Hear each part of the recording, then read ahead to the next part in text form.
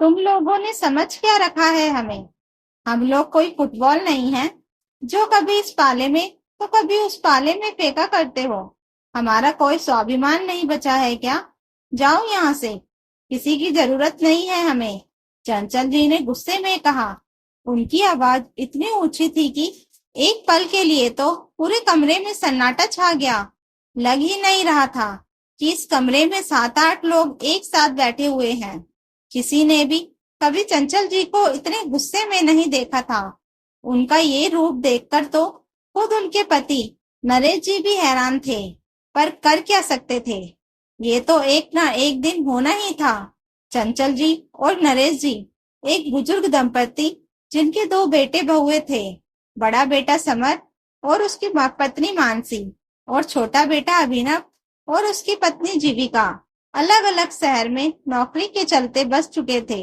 दोनों के ही एक एक बेटे थे। साथ ही उनकी एक बेटी भी थी, मानवी, जिसकी शादी भी हो चुकी थी और उसका ससुराल भी इसी शहर में था। भगवान की कृपा थी कि सभी बच्चे अच्छे पढ़े लिखे और अपने पैरों पर खड़े थे। बस कमी थी तो माता पिता के लिए उनके घर में जगह की। कोई भी अपने माता पिता को रखना नहीं चाहता था, पर जब जरूरत पड़ती तो सबसे पहले माता पिता को ही बुलाया जाता था। आखिर माता पिता ही तो थे जिन पर वो लोग आंख मूंद कर अपना घर और अपने बच्चे उनके भरोसे छोड़ सकते थे।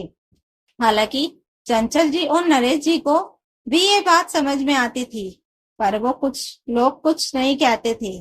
कहते भी क्या, कम से कम इस बहाने ही वो अपने बच्चों के साथ रह तो पाते थे। लेकिन जब तक वहां रहते थे तब भी कौन सी उनकी इज्जत होती थी। अभी पिछली बार वो लोग अपने छोटे बेटे बहू अभिनव और जीविका के घर गए थे। दोनों ही नौकरी करते थे, पर उन दिनों उनके 7 वर्षीय बेटे प्रिंस की तबीयत खराब चल रही थी। इस कारण से यहाँ आकर दोनों मनुहार कर उन दोनों को अपने साथ लेकर गए थे।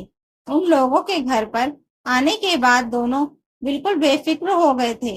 घर का काम हो चाहे प्रिंस की देखभाल, नरेश जी और चंचल जी ही सब कुछ संभाल रहे थे। यूं तो घर पर साफ सफाई करने के लिए मेड आती थी और प्रिंस की आया भी, पर अब उन्हें काम समझाना नहीं पड़ता था। तब तक उन दोनों को भी कोई समस्या नहीं थी। लेकिन जैसे ही प्रिंस की तबीयत ठीक हुई, वैसे ही घर का माहौल बड़ा बोझिल सा हो गया। दोनों अब उनसे ठीक से बात भी नहीं करते थे। अब तो उन्हें कमी ही कमी नजर आने लगी थी। एक दिन नरेश जी की बीपी की दवाइयां खत्म हो गई थी, तो चंचल जी ने अभिनव से कहा, बेटा, तेरे पापा की दवाइयां खत्म हो गई हैं। आज ऑफिस से आते समय दवाइयां लेते हुए आना। क्या मम्मी, ऑफिस जाते समय टोक रही हो? मेरे पास इतना वक्त नहीं है। आप लोग भैया भाभी के पास क्यों नहीं चले जाते हो, या फिर वापस चले जाओ। अभिनव अपनी ही धुन में बोला। सुनकर चंचल जी हैरान सी खड़ी रह गई। तो अभिनव को एहसास हुआ कि वो कुछ ज्यादा ही बोल गया। तब उसने बात को संभालते हुए कहा, वो क्या है ना मम्मी, अभी 2 दिन बाद मेरा और जीविका का अपने दोस्तों के साथ एक सप्ताह का बाहर हिल स्टेशन घूमने का प्लान है। हमारे टिकट्स भी बुक हो चुके हैं। तब तक आप लोग यहाँ पर क्या करोगे? इसलिए या तो आप भैया भाभी के पास चले जाओ या फिर अपने घर चले जाओ। अपनी बात कहकर अभिनव बिना चंचल जी के जवाब को जाने घर से फटाफट रवाना हो गया। जब जीविका घर से जाने लगी तब चंचल जी ने उससे कहा, बेटा, अभी अभी प्रिंस की तबीयत ठीक हुई है और तुम लोगों ने बाहर हिल स्टेशन घूमने का प्लान भी बना लिया। कुछ दिन बाद का प्लान कर लेते। अब बस भी कीजिए मम्मी जी, हम क्या आपसे पूछकर प्लान बनाएंगे? आप हमें सलाह मत दीजिए। अब तो प्रिंस ठीक हो चुका है ना, मैं संभाल लूंगी उसे। आप फिक्र मत करो, बस हमें खुश रहने दो। वैसे भी इस घर में आपको बहुत आजादी मिली हुई है, वरना क्या हम जानते नहीं कि जब आप भैया भाभी के घर पर होते हो तो वो लोग आपको ताले में रखकर चले जाते हैं। जीविका तुनकते हुए बोली और घर से रवाना हो गई। नरेश जी भी वहीं कमरे से बाहर निकल रहे थे तो उन्हें भी ये बात सुनाई दे गई। उन्होंने चंचल जी से कहा, चंचल, हमारा दाना पानी इस घर से उठ चुका है, समझ जाओ इस बात को। उन लोगों की गरज पूरी हो चुकी है, अब उन्हें हमारी जरूरत नहीं है। चुपचाप अपना सामान पैक करो और फिर रवाना होने की तैयारी करो। हम भी बस अपने घर के लिए निकलेंगे। लेकिन प्रिंस, चंचल जी ने कहना चाहा, प्रिंस को उसकी आया संभाल लेगी।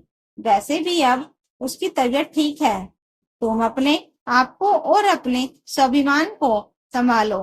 क्या फायदा ऐसे बेटों के साथ रहने का जिन्हें हमारी कुछ पड़ी ही नहीं है। बड़ा बेटा कहीं जाता है तो हमें ताले में बंद करके जाता था। छोटा बेटा तो मुंह पर कह रहा है कि बड़े भाई के घर चले जाओ या फिर अपने घर चले जाओ, और बेटी उससे अपने सास ससुर संभल जाए, वही बड़ी बात है। आखिर नरेश जी के कहने पर चंचल जी ने सामान पैक किया और बस से ही अपने शहर आ गए।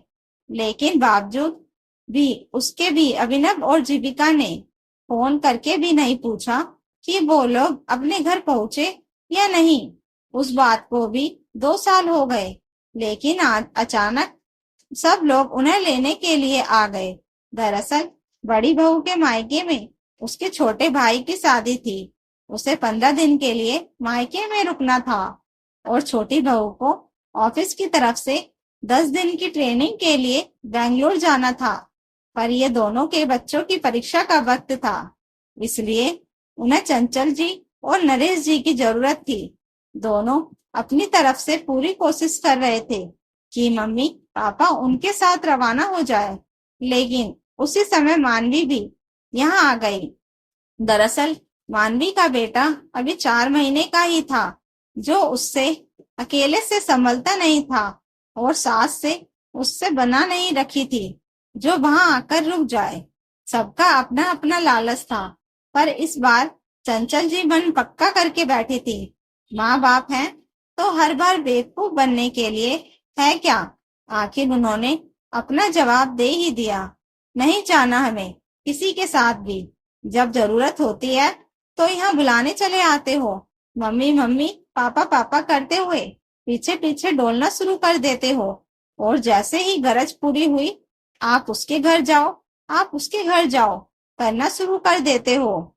बस बहुत हो गया।